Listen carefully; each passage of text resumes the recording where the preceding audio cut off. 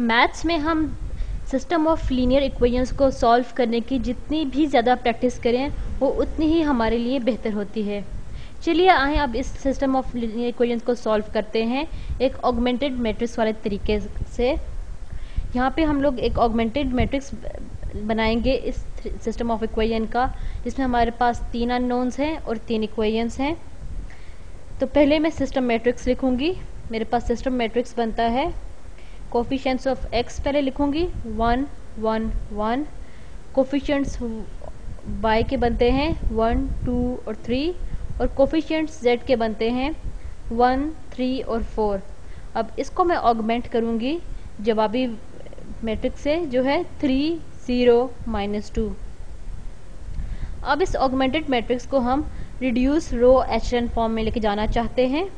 तो उसके लिए हम क्या चाहेंगे कि हमारे पास पहले रो और पहले कॉलम में एक 1 आ जाए और उसके नीचे सारे 0 हों। तो मैं अपनी पहली रो को नहीं चेंज करूंगी और वो इसी तरह लिखी जाएगी 1 1 1 और 3। अब सेकंड रो के पहले एलिमेंट को 0 करने के लिए मैं ये करूंगी कि सेकंड रो को रिप्लेस करूंगी first row minus second row से।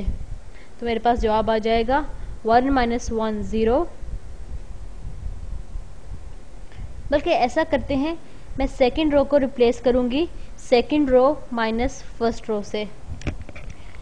तो इसलिए मेरे पास अब बन जाएगा second row minus first row होगा 1 -1 0, 2 -1 1 और 3 -1 2। 0 -3 मेरे पास आ जाएगा -3। अब मैं चाहती हूँ कि मेरा थर्ड रो का पहला एलिमेंट और दूसरा एलिमेंट 0 हो जाए। तो इसलिए मैं इसको पहले को 0 करूँगी। तो 1 -1 0, 3 -1 2 और 4 -1 is 3 और -2 -3 मेरे पास 5 आ जाता है। तो अब मेरे पास 2 पिवट एंट्रीज आ गई हैं, एक 1 पहली रो में और दूसरा 1 जो सेकंड रो में है। अब मैं किस किस एंट्री को टारगेट करूंगी? अब मैं जो ये सेकंड रो वाला 1 है इसके ऊपर और नीचे वाली एंट्रीज को 0 करना चाहूंगी। मेरी सेकंड रो ऐसी ही रहेगी जैसी मौजूद है, 0 1 2 और -3 -3 ये ऑगमेंटेड पार्ट का आंसर है। अब मैं फर्स्ट रो को रिप्लेस करूंगी first row minus second row से। तो मेरे पास क्या बन जाएगा 1 -0 1 1 -1 1 -1 बनता है 0। मैं पहली रो को रिप्लेस कर रही हूँ पहली रो माइनस सेकंड रो से। तो मेरे पास बनता है 1 -0 1 और 1 -1 0 और 1 -2 बनता है -1 और 3 -3 बन जाता है मेरे पास 3 + 3 और जवाब आएगा 6। अब 1 मैं इसको कंफर्म कर लूँ 0 -1 1 1 -1 ठीक है। चलें, मैं ये ध्यान कर रही थी कि मैंने कोई केयरलेस मिस्टेक तो नहीं कर दी। अब सेकंड काम मैं ये करूँगी कि अपनी थर्ड रो में जो 2 मौजूद है इसको मैं 0 करना चाहती हूँ।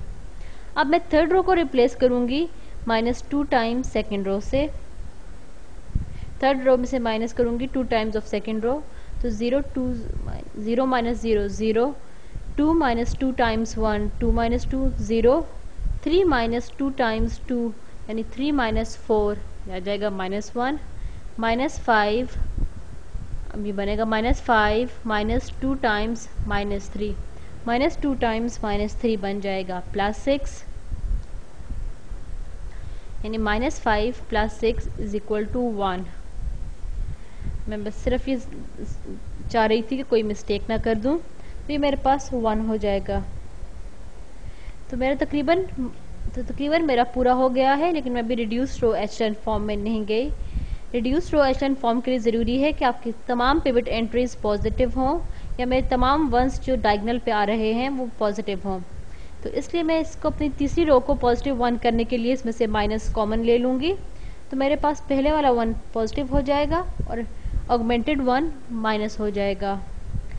तो अब मेरे पास ये बनता है 0 0 1 -1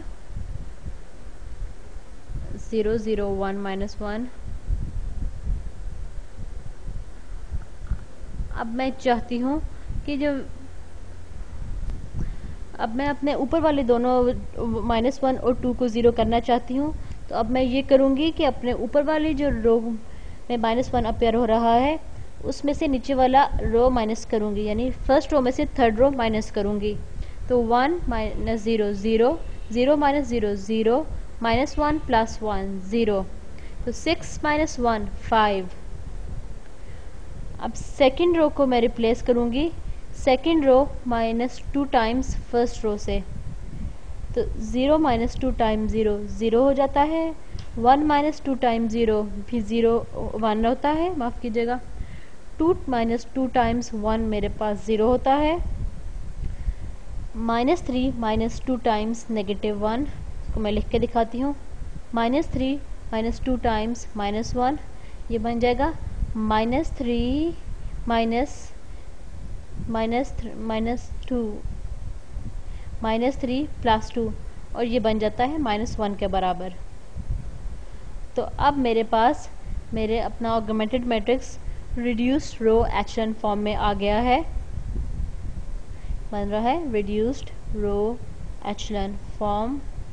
और मेरी पिवट एंट्रीज सिर्फ वो एंट्रीज हैं जो अपने कॉलम्स में मौजूद हैं, और हर सक्सेसिव रो में मौजूद पिवट एंट्री वो पिछली पिवट एंट्री के राइट साइड पे है।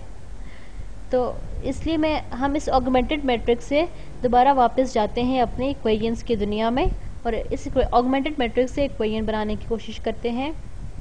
x + 0y + 0z = 5। ये हमारे पहली रो का जवाब है।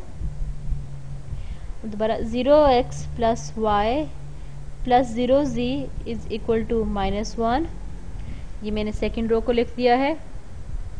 और फाइनली हमारे पास है 0x + 0y + 1z = -1, और ये मेरी आखिरी और तीसरी रो का जवाब है। और ये लीजिए जनाब, आपके पास जवाब आ गया है सिस्टम ऑफ इक्वेशंस का, जिसमें मेरे पास 3 इक्वेशंस थी और 3 ही अननोन थे। तो मेरे पास x, y और z तीनों की वैल्यूज़ आ गई हैं। मेरा ख्याल है ये वीडियो आपको कुछ फ़ायदेमंद लगी होगी।